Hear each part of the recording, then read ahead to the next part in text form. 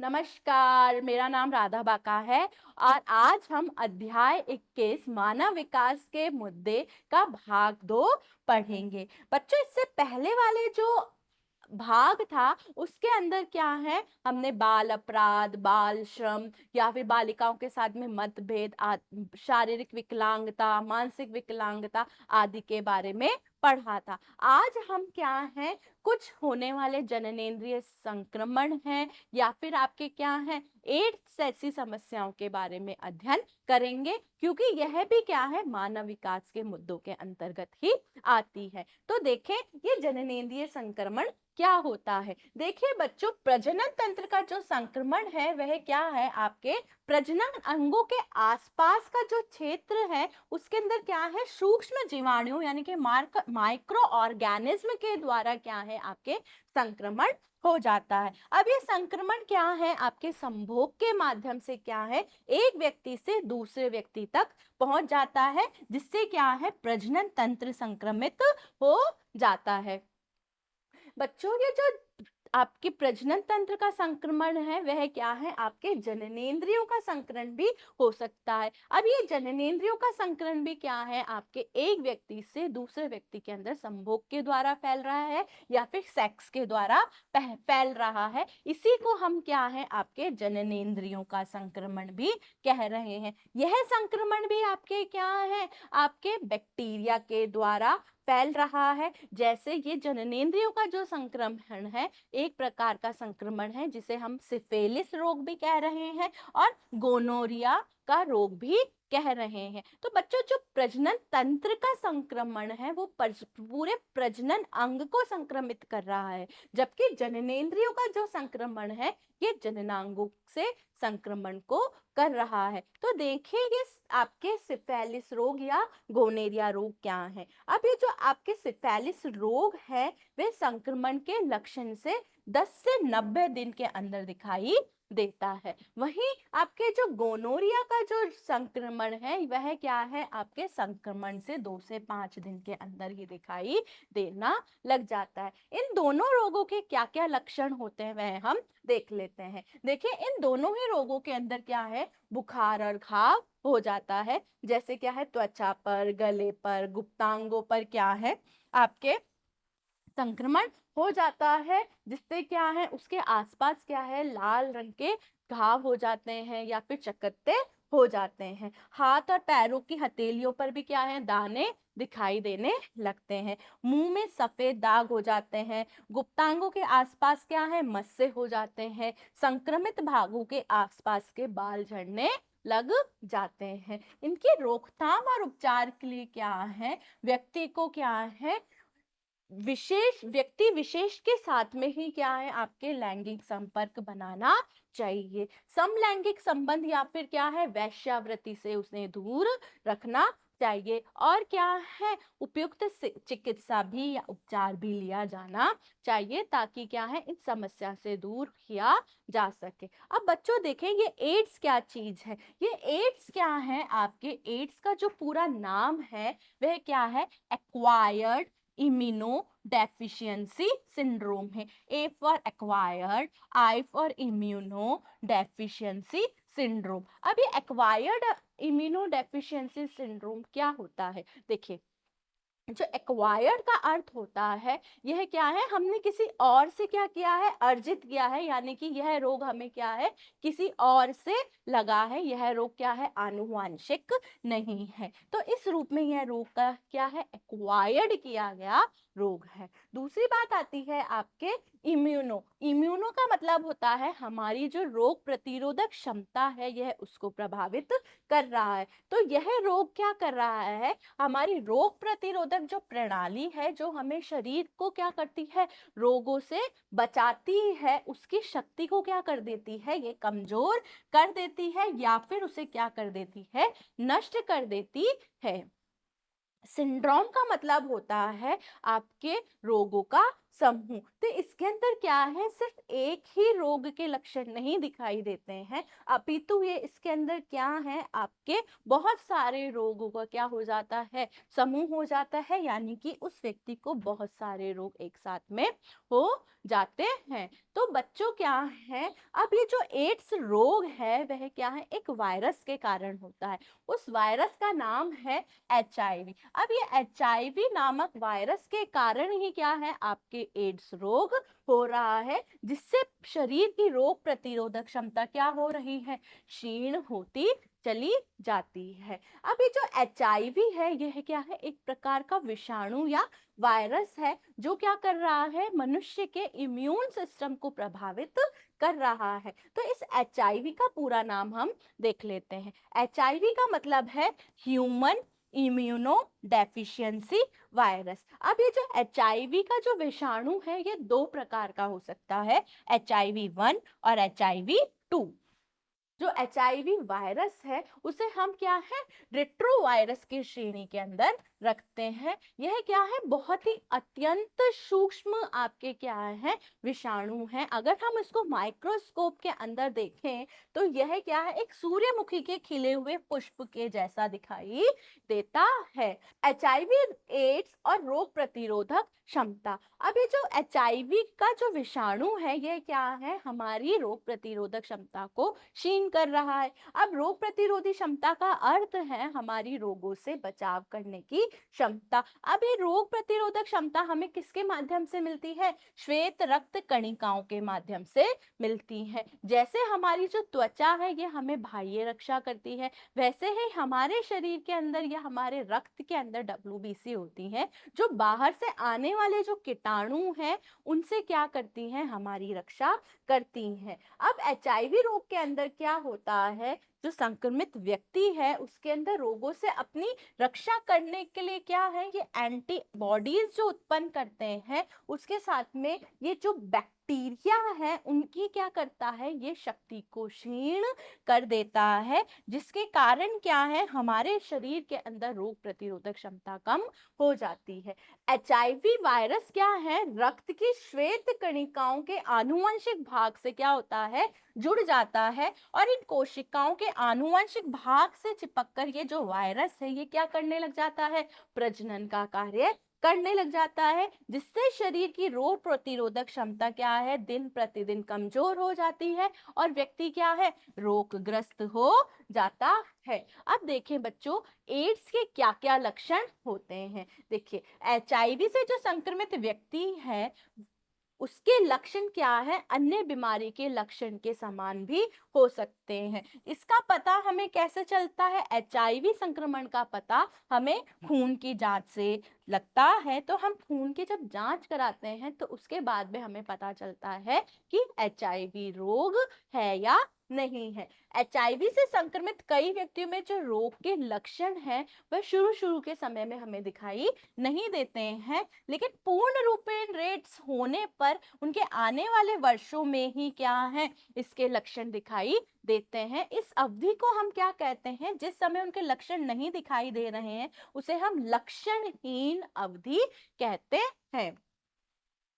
अब ये जो लक्षणहीन अवधि है यह क्या है, कभी कभी 10 वर्षों तक की भी हो सकती है, परंतु वह व्यक्ति क्या है, उस वायरस से क्या होता है, ग्रसित होता है। तो यह वायरस क्या है, उनके खून में विद्यमान रहता है और उस खून से क्या है, ये अन्य लोगों के अंदर क्या है, उनको संक्रमित कर सकता है। अतः वह जो संक्रमित व्यक्ति है उसे तो नहीं पता है कि वह HIV रोग से पीड़ित है, लेकिन वह क्या है, अन्य लोगों को संक्रमित करने में क्या होता है, सक्षम होता है। तो HIV से जो पीड़ित व्यक्ति है उसके अंदर क्या क्या लक्षण देखने को मिलते हैं, उसे निरंतर थकान रहती है, उसका अत्यधिक वजन गिरने लग जाता है, सोते समय उसे पसीना आता है, लंबी अवधि तक उसको बुखार रहता है, या लगातार दस्त, या कभी कभी उसके जो दस्त है वो महीने भर तक भी रहते हैं। एड्स के रोगी के क्या क्या लक्षण है, देखिए उसकी क्या है, जो गल ग्रंथियां हैं, जैसे बगल, गर्दन या जांघों के आसपास ये कुछ ग्रंथियां होती हैं जो क्या होती हैं, सूजी हुई होती है। उनके मुंह के अंदर, गले व जीभ पर क्या है, सफेद चकत्ते होने लग जाते हैं, जो फफूंदी के संक्रमण के कारण होते हैं। त्वचा के ऊपर व नीचे क्या है, उनके लाल भूरे गुलाबी चकत्ते, मुंह के अंदर में आंखों के पलकों पर भी चकत्ते हो जाते हैं। क्षय रोग हो जाता है। व्यक्ति एचआईवी के जो एंटीबॉडीज उत्पन्न होने के 2 से 3 महीने का समय लगता है, यानी कि उनके अंदर आपके जो एचआईवी वायरस एक बारी चला गया था, उसको क्या है आपके बॉडी के अंदर क्या है उनकी एंटीबॉडीज उत्पन्न करने में ही कितना समय, 2 से 3 महीने का समय लग जाता है। तो यह समय व्यक्तिगत भिन्नताओं पर भी निर्भर करता है, क्योंकि प्रत्येक व्यक्ति की रोग प्रतिरोधक क्षमता भिन्न भिन्न होती है। तो एचआईवी का जो परीक्षण है वह हमें क्या है, जो हम एचआईवी का परीक्षण करवा रहे हैं, तो एचआईवी के जो प्रतिपिंड है वह क्या है आपके 3 महीने बाद में आपके क्या है उत्पन्न होते हैं। तो इस रूप में क्या है, एचआईवी से प्रतिपिंड जो संक्रमण है जो पहले 3 महीने में विकसित होंगे, अतः 3 महीने के पश्चात ही क्या है एचआईवी का परीक्षण करना संभव हो पाता है। कभी कभी क्या है यह प्रतिपिंड क्या है आपके 6 महीने बाद में भी विकसित होते हैं, यानी कि उन्हें 6 महीने का समय भी लग जाता है। इसलिए क्या है 3 महीने के बाद में क्या है अगर परीक्षण नकारात्मक आए तो भी क्या है 6 महीने बाद में पुनः परीक्षण करवाना चाहिए, क्योंकि क्या है इनका जो इंक्यूबेशन का जो संक्रमण का समय है वो एचआईवी के वायरस को क्या है 2 सप्ताह से लेके 3 महीने तक का समय लग जाता है। कभी कभी व्यक्ति विशेष में क्या है यह जो संक्रमण है हो सकता है 6 महीने बाद में क्या है उसके लक्षण को प्रकट करें। इसलिए ही कह रहा है कि एचआईवी से जो पीड़ित व्यक्ति है उसका जब खून की जांच की जाए तो आपके 3 महीने के बाद में उसे क्या है पुनः 6 महीने के बाद में भी उसका क्या है टेस्ट करवाना चाहिए।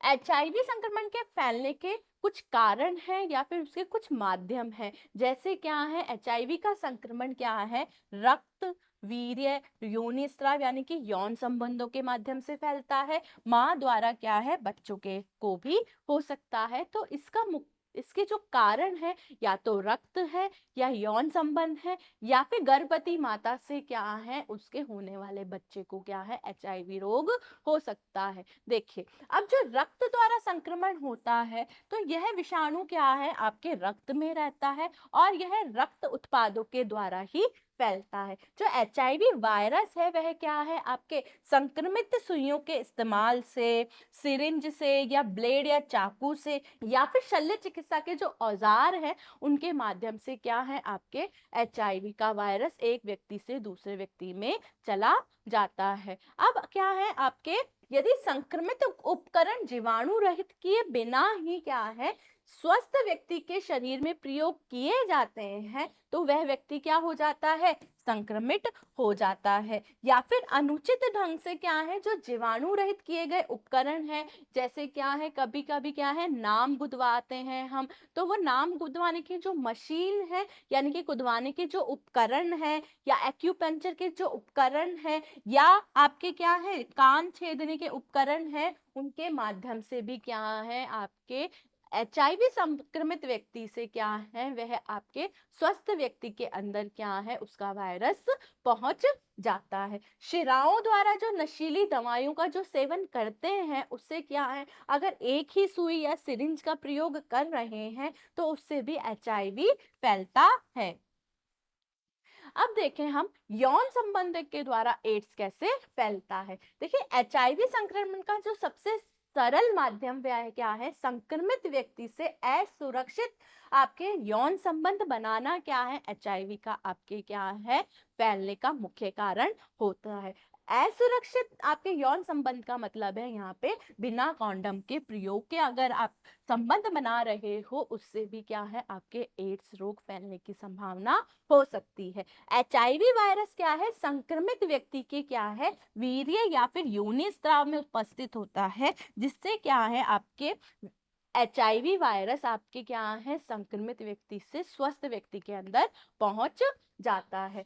अब देखें बच्चों जो संक्रमित माँ है उसके द्वारा भी क्या है आपके बच्चों के अंदर संक्रमण हो जाता है। जो एचआईवी संक्रमित गर्भवती स्त्री के द्वारा भी बच्चों में संक्रमण जन्म से पहले या बाद में हो सकता है। जन्म से पहले जो संक्रमण हो रहा है वह प्लेसेंटा के द्वारा होता है। ये प्लेसेंटा क्या है? आपके आहार नाल होती है जो गर्भवती महिला है अपने बच्चों को जिस माध्यम से भोजन पहुंचाती है वह क्या है? आपके प्लेसेंटा या आहार नाल है। उसके माध्यम से भी क्या है? एचआईवी का वायरस आपके बच्चे के अंदर चला जाता है।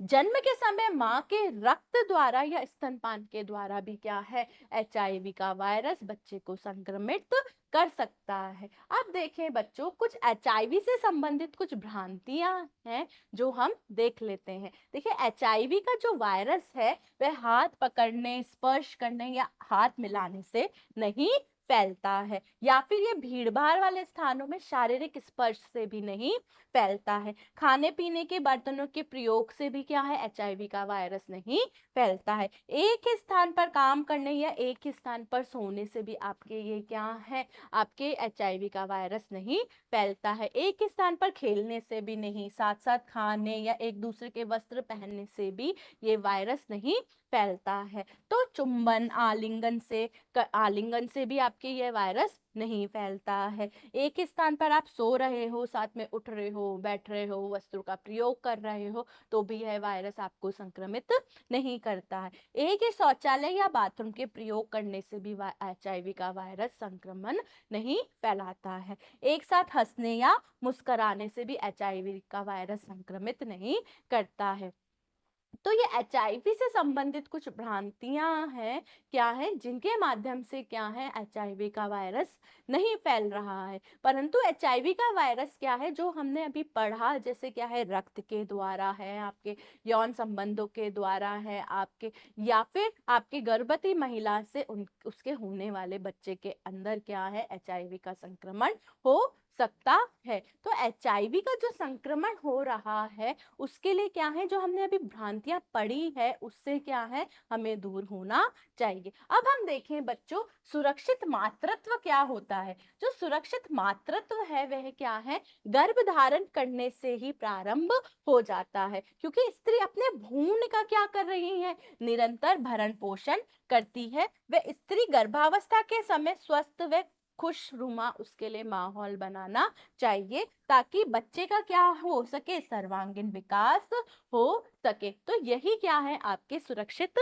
मातृत्व है, जिससे क्या है? बच्चे का सर्वांगीण विकास होगा। जब उसके लिए क्या है? ऐसा वातावरण हम बना रहे हैं कि माँ आपके खुश रहे, माँ खुश रहेगी तो बच्चा भी आपके क्या है? आपके खुश रहेगा। और अगर माँ का स्वास्थ्य अच्छा है तो बच्चे का स्वास्थ्य भी अच्छा होगा। तो हमें क्या है? सुरक्षित मातृत्व की ओर बढ़ना है।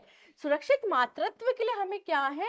लड़कियों को क्या है? निम्नलिखित जानकारी होनी चाहिए। पहली चीज क्या है? लड़कियां अल्पायु में क्या करती हैं? गर्भधारण करती हैं, या फिर आपके अल्पायु के साथ साथ में क्या है? करियर के चुनाव में या करियर में इतनी बिजी रहती हैं कि वे क्या है? देर से क्या करती हैं? गर्भधारण करती हैं, जिससे क्या होता है? असुरक्षित मातृत्व होता है, और वह क्या है? उसका असर माँ और बच्चे दोनों के स्वास्थ्य पर पड़ता है। यहाँ पे अल्पायु से अर्थ है 18 वर्ष से कम आयु की लड़कियां, और देरी से गर्भधारण करने वाली लड़कियों से अर्थ है वे लड़कियां जो 35 से 37 वर्ष तक की आयु के बाद में गर्भधारण करती हैं। तो ऐसी लड़कियों को क्या है? गर्भ से आपके संबंधित क्या है?